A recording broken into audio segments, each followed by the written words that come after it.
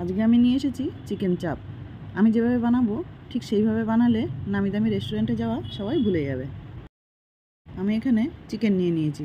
4 মগজ আর কাজু বাদাম বেটে নিয়ে চিকেনের মধ্যে দিয়ে দেব টক দই, নুন, গোলমরিচ, লাল লঙ্কার গুঁড়ো, Kashmiri red chilli powder, biryani মশলা।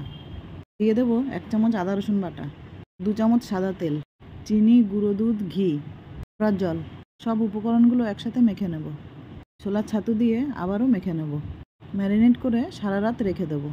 একটা প্যানের মধ্যে তেল দিয়ে দেবো গোটা গরম মশলা, পেঁয়াজ বাটা দিয়ে পেঁয়াজটা ভালো করে ভেজে নেব। পেঁয়াজটা ভাজা হয়ে গেলে দিয়ে দেবো ম্যারিনেট করা চিকেনটা। 2 মিনিটের জন্য ঢাকা দিয়ে দেবো। 2 মিনিট পরে অন্য সাইডটাও ভেজে নেব।